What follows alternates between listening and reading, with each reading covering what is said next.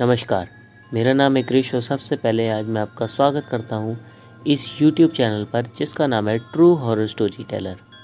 एक बार फिर से आज मैं आपके लिए लेकर आ गया हूँ एक नई और सच्ची हॉरर स्टोरी। आज मैं जो आपको कहानी सुनाने वाला हूँ वो कहानी एक बहुत ही अजीब दोस्ती की है। इस कहानी में जो दोस्ती की गई है वो एक इंसान से नहीं की गई है। कहानी बहुत ही इंटरेस्टिंग है, मुझे पूरी उम्मीद है ये कहानी आपको ज़रूर पसंद आएगी। तो बिना ज़्यादा बातें करते हुए आज की इस कहानी को हम शुरू करते हैं। कहानी की शुरुआत होती है एक फैमिली के साथ। इस फैमिली में मेंबर्स की बात कर ली जाए तो कुल 4 लोग इस फैमिली में रहते थे। 2 हस्बैंड वाइफ थे और जो हस्बैंड थे उनके पिता, और ये जो हस्बैंड वाइफ थे इनका एक लड़का था छोटा। हस्बैंड का नाम था सुमित। तो होता यूँ ही है, इनकी फैमिली में एक बहुत बड़ी परेशानी थी। वो परेशानी ये थी कि ये जो हस्बैंड वाइफ थे सुमित और उसकी पत्नी, ये दोनों ही अपने पिता यानी सुमित के फादर की इज़्ज़त नहीं करते थे। जो उस घर में दादाजी थे उनकी बिल्कुल भी इज़्ज़त नहीं करते थे और उनसे हर समय बदतमीजी का व्यवहार करते थे। साथ साथ में ये जो इनका जो पोता था वो भी बहुत कम ही अपने दादाजी से बोलता था। वो अपने दादाजी से बुरा व्यवहार तो नहीं करता था इनकी तरह, लेकिन बोलचाल भी बहुत कम करता था अपने माँ बापों के कहने पर। इनकी फैमिली सिचुएशन ये थी कि ये जो जिस मकान में ये लोग रहते थे वो बनाया हुआ था इन दादाजी का ही। इनकी जो जितनी भी प्रॉपर्टी थी वो सब दादाजी की थी, मगर फिर भी ये लोग अपने दादाजी की और किसी भी बात पर उनकी इज़्ज़त नहीं करते थे। और ये जो दादाजी थे इनकी वाइफ का काफ़ी समय पहले देहांत हो चुका था। कहानी में आगे बढ़ने से पहले आपसे एक बात मैं कहना चाहूँगा कि अगर आपको कहानी के बीच में कुत्ते के रोने की या इधर उधर चीज़ों की आवाज़ आए तो कृपया करके उसे इग्नोर करें, क्योंकि मैं रात के टाइम में कहानी शूट कर रहा हूँ और आसपास से ऐसी आवाज़ें आ रही हैं। तो आगे क्या होता है, ये जो दादाजी थे ये अपने परिवार से काफ़ी दुखी रहते हैं, क्योंकि इनसे कोई खस बोलता भी नहीं था, इनका कोई दोस्त यार भी नहीं था और ये अकेले अकेले से गुमसुम से रहते थे। एक दिन ऐसे ही ये अपनी घर की छत पर बैठे हुए थे, तभी इन दादाजी को अचानक से पीछे की साइड से आवाज़ आती है कि सुनो, मैं तुमसे कुछ कहना चाहता हूँ। तो जैसे ही दादाजी पलटने को होते हैं तो वो जो चीज़ थी वो इनसे कहती है कि सुनो, रुक जाओ, पलटो मत ही, तुम उधर की तरफ ही देखते रहो, केवल मेरी आवाज़ सुनो और पलटना मत ही। तुम क्या परेशान हो, अकेले हो क्या? वो चीज़ दादाजी से ऐसा कहती है। तो दादाजी कहते हैं, अरे तुम्हें क्या करना, तुम हो कौन सी चीज़, क्या हो तुम जो मुझसे बोल रहे हो? देखो, अगर तुम मुझे मारना चाहते हो तो मार दो, मुझे कोई फ़र्क नहीं पड़ता। मैं मृत्यु के वैसे ही करीब हूँ और मैं जीना भी नहीं चाहता ऐसे परिवार के साथ। तो अगर मुझे मारना चाहते हो तो मार दो। तो वो जो चीज़ है वो दादाजी से कहती कि मैं तुम्हें मारने नहीं आया हूँ, मैं तुमसे केवल बात करने आया हूँ। उसके बाद में दादाजी कहते हैं कि बताओ क्या बात करनी है। तो वो जो चीज़ है, वो जो भी आत्मा है वो कहती है दादाजी से कि तुम्हारा कोई दोस्त नहीं है क्या? तुम्हारा मन क्यों नहीं लगता अपने परिवार के साथ? तो दादाजी बिना पलटे ही एज इट इज़ सारी स्टोरी उस चीज़ को बता देते हैं। अब इसके बाद में वहाँ पे थोड़ी देर शांति हो जाती है।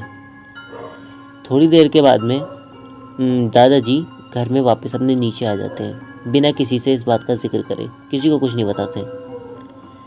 उसके कुछ दिनों बाद एक बार फिर दादाजी छत पर बैठे हुए होते हैं, तभी उनके कंधे पे एक हाथ रखा था। वो हाथ रखने के बाद दादाजी पलट के देखते हैं तो एक आदमी वहाँ खड़ा हुआ होता है। तो दादाजी कहते हैं, अरे तुम कौन, यहाँ कैसे आए?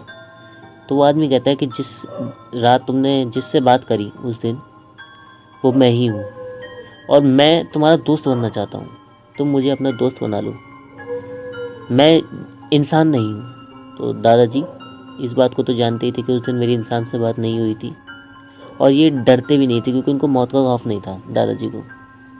तो दादाजी कहते हैं कि हाँ, मैं जानता हूँ तुम इंसान नहीं हो, लेकिन तुमने मुझसे उस समय कुछ कही तो नहीं और तुम ऐसे ही चले गए।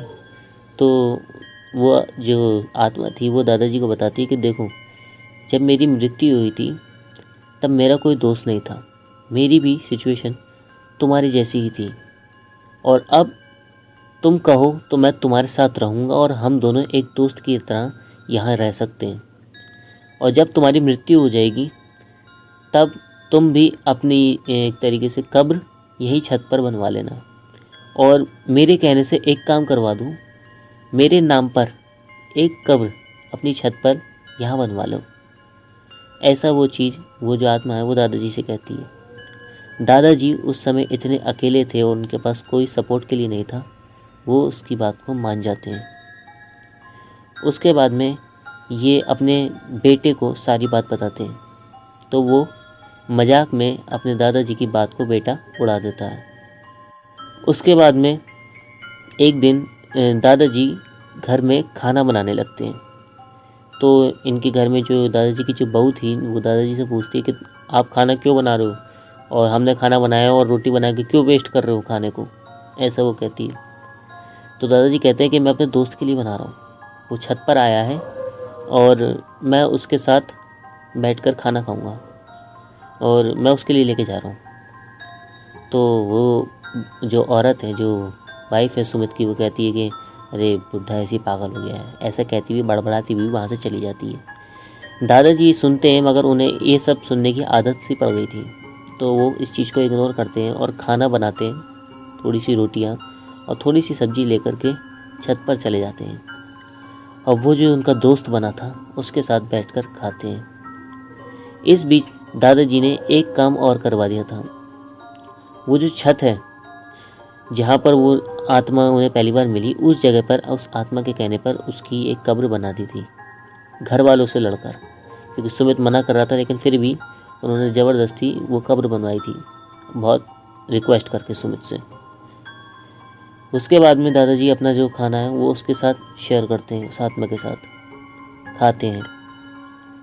ऐसा काफ़ी दिनों तक चलता रहता है। एक बहुत अजीब सी चीज़ इनके साथ होने लगती है। वो होता यूँ है कि जो दादाजी हैं वो पहले तो काफ़ी झुक के चलते थे क्योंकि उनकी बहुत एज हो गई थी, लेकिन अब वो धीरे धीरे तन के चलने लगते हैं। उनकी बीमारियाँ धीरे धीरे करके दूर होने लगती हैं, क्योंकि शायद वो जो चीज़ थी वो उनकी मित्रता जो उसने दादाजी से करी थी वो निभाने लगती है। वो उनको धीरे धीरे जवान करने लगती है, यानी कि उनमें ताकत बढ़ जाती है। जैसे वो झुक के चलते थे सीधे चलने लगते हैं, काम नहीं कर पाते तब ना काम करने लगते हैं, ऐसे हो गए थे वो दादाजी। और जो बाल पे डाई लगाते थे जो कि बहुत समय पहले उतर जाती थी, अब धीरे धीरे इनके कुछ बाल ऐसे थे जो वापस से काले हो गए थे, मतलब उल्टा हो रहा था। लोगों के बाल सफ़ेद होते हैं, उनके काले होने शुरू हो गए थे। एक बहुत अजीब सी चीज़ उनके साथ होने लगी थी। इन सब चीज़ों को सुमित और उसके वाइफ दोनों नोटिस कर रहे थे। अब इन्हें अपने जो दादा हैं उससे किलसन आने लगी थी कि ऐसे हो जा रहे हैं, खाए जा रहे हैं, छत पे जाकर खूब भर भर के खाते हैं। ये उसको मान नहीं रहे थे, दादाजी को कह रहे थे कि मैं अपने दोस्त के साथ खाता हूँ, उसको नहीं मानते थे। और ये कोसने लगते अपने दादा को, कहने लगे सुमित अपने पिता को और वो अपने ससुर को कि ऐसे खाए जा रहे हैं छत पे जाके, और देखो तगड़े हो रहे हैं और सही हो गए हैं, और ये और वो उल्टा सीधी बात है कि इतनी रोटी फूक रही है इन पे, और ये और वो उल्टा सीधा बोलने लगते हैं। आप मतलब इनकी बुराई की हद देख सकते हैं इन लोगों की। खैर ये समय काफ़ी तक कटता रहता है। वो रोज़ ऐसे छत पे लेके जाते और खाते और अपने दोस्त को भी खिलाते हैं।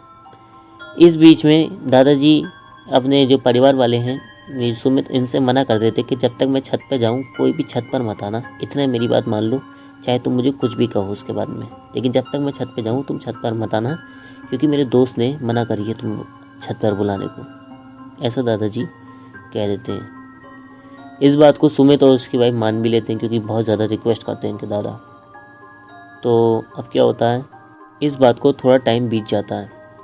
थोड़ा टाइम बीत जाने के बाद में ये जो सुमित और ये हैं उसकी वाइफ, इनकी किलसन ये जो दादा हैं उनसे धीरे धीरे बढ़ने लगती है। एक दिन दादाजी छत पर से लौट रहे होते हैं तो उनसे मना कर देती है सुमित की वाइफ कि आज खाना नहीं लेके जाने दूंगी तुम, और तुम खूब खा खा के ऐसे हो रहे हो और मैं तुम्हें आज खाना वेस्ट नहीं करने दूँगी छत पे जा कर के।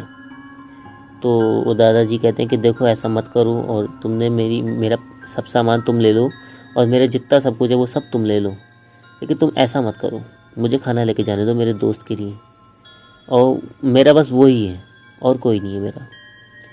खैर उस समय बहुत बहस होती है, ये लड़ झगड़ कर दादाजी और कैसे भी कर कर वो खाना दोबारा से अपने दोस्त के लिए लेके जाते हैं। लेकिन अब की बार जब ये छत पे गए थे तो वो जो आत्मा है वो इनसे पूछती है, वो जो दोस्त थी दादाजी की, वो पूछती है कि क्या हुआ, तो इतने दुखी क्यों। तो वो उसे सारी बात बता देते हैं दादाजी। तो दादाजी के बताने के बाद वो आत्मा पूछती है कि तुम क्या चाहते हो, कुछ करूं मैं तुम्हारे लिए? कहोगे तो इन दोनों बहू बेटों को दोनों को सुधार दूंगा, दोनों ठीक हो जाएंगे तुम्हारे जो भी हैं, और सब तुमसे इज्जत से बात करेंगे। कहो तो कुछ करूं? तो दादाजी मना कर देते हैं, कहते कि नहीं तुम कुछ मत करो, मैं कुछ नहीं चाहता, मैं बस तुम्हारे साथ रहना चाहता हूँ, तुम मेरे दोस्त हो, मुझे और किसी चीज़ से कोई फ़र्क नहीं पड़ता। तो उसके बाद में वो जो आत्मा है वो दादाजी से कहती है कि चलो अगर तुम मेरे साथ हमेशा रहना चाहते हो तो एक काम करवा लो, तुम अपने परिवार वाले से ये कह दो कि जब भी तुम्हारी मृत्यु हो तो तुम्हारी कब्र भी मेरे बराबर में ही बनवा दें, और रोज़ एक थाली में रोटियां रखकर और तुम्हारी मेरी कब्र पर रख जाए। अब उसे कोई भी खाए इस चीज़ को देखने ना आए बस, और ऐसा कर दे तो हम तुम हमेशा एक साथ रहेंगे।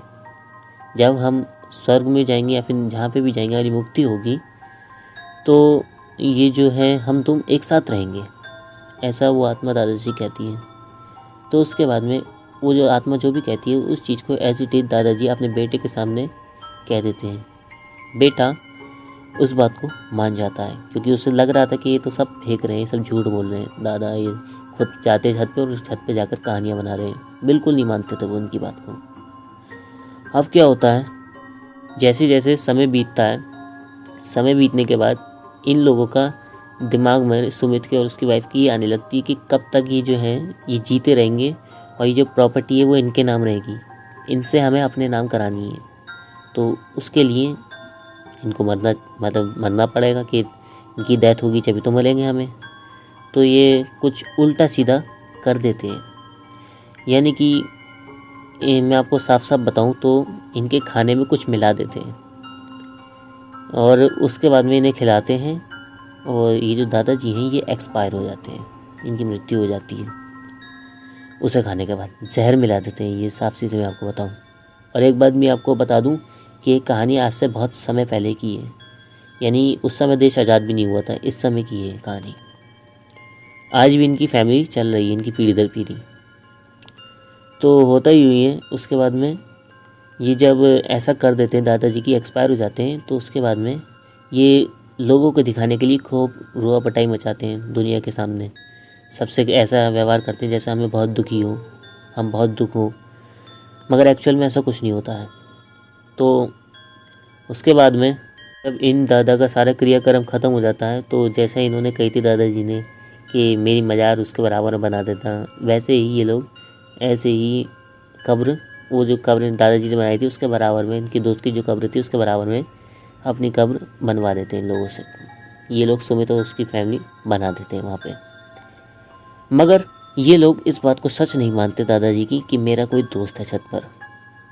जैसा दादाजी ने कही थी कि जब मेरी मृत्यु भी अगर हो जाए तो मेरा खाना भी यहीं ऐसे रख जाना, मेरा और इसकी थाली यहाँ रख जाना और रोज़ रख जाना, और मुझे और तुम लोगों से कुछ नहीं चाहिए। ऐसा दादाजी ने जब कही थी तो इस चीज़ को ये लोग इग्नोर कर देते हैं, कहते हैं कि अरे ऐसा कहाँ हो रहा है, तो झूठ बेफालतू की बातें, पागल हो गए थे, ऐसा सोचते हैं ये लोग।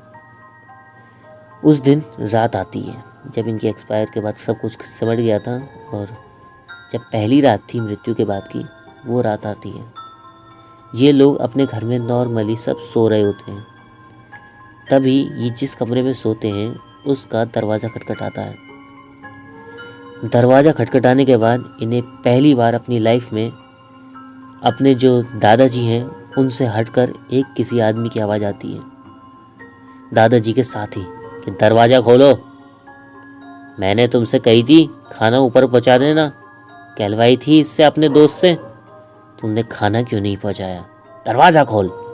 ऐसी आवाज़ आती है। एकदम से इनका दरवाज़ा ज़ोर ज़ोर से पीटने लगता है। अब इनकी हवा ख़राब हो जाती है। दोनों ही डर जाते हैं, बहुत बुरी तरीके से सहम जाते हैं और ज़ोर ज़ोर से इनका दरवाज़ा पीट रहा होता है। उसके बाद में ये लोग से मतलब ये लोग जो थे, ये जो हस्बैंड और वाइफ थे, सुमित और उसकी वाइफ, ये दोनों कमरे के अंदर से ही माफ़ी मांगने लगते हैं कि हमें माफ़ कर दो, हमें माफ़ कर दो, हम आपको नहीं मानते थे और हमें नहीं पता था कि आप सच हो। तो दादाजी की आवाज़ भी आती है कि अरे बेटा, मुझे कोई फ़र्क नहीं पड़ता, तुम बस मेरा खाना पहुँचा दो। जो मृत हो चुके थे इनके दादाजी, उनकी आवाज़ इन लोगों को आती है दरवाजे के बाहर से ही। इन लोगों के कान में सुनाई ये बात भी आती है कि दादाजी से वो जो दोस्त है उनका, वो ये पूछ रहा है कि तू कहे तो आज ही इनकी कहानी ख़त्म कर दूं, फिर हम तुम साथ रहेंगे हमेशा। तो दादाजी कहते कि नहीं, मुझे इनसे कुछ नहीं चाहिए। इन्होंने मुझे मारा, मैं जानता था कि उसमें कुछ मिला हुआ है खाने में, लेकिन मुझे कोई फ़र्क नहीं पड़ता, मुझे बस तेरे साथ रहना है। ऐसा वो दादाजी और उस दोस्त में बात चल रही थी।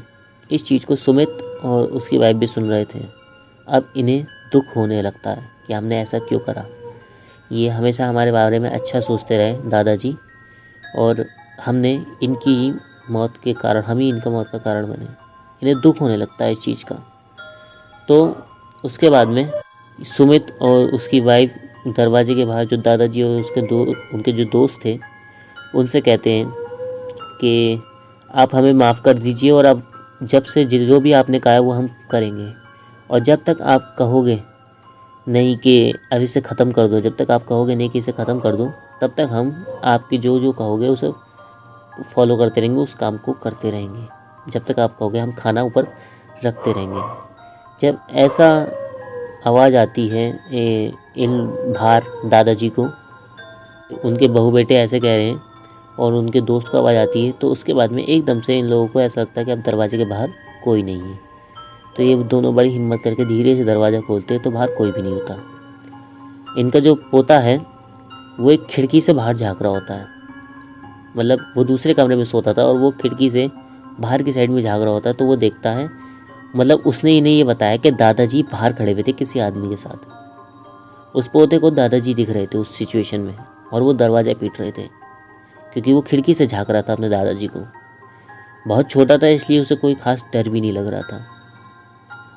तो उसके बाद में ये लोग तुरंत उसी समय, रात के समय, खाना तैयार करते हैं और दोनों साथ जा कर के उन दोनों की कब्र पर रख देते हैं, और पीछे मुड़ के बिल्कुल नहीं देखते और नीचे आकर के नॉर्मल बैठ जाते हैं।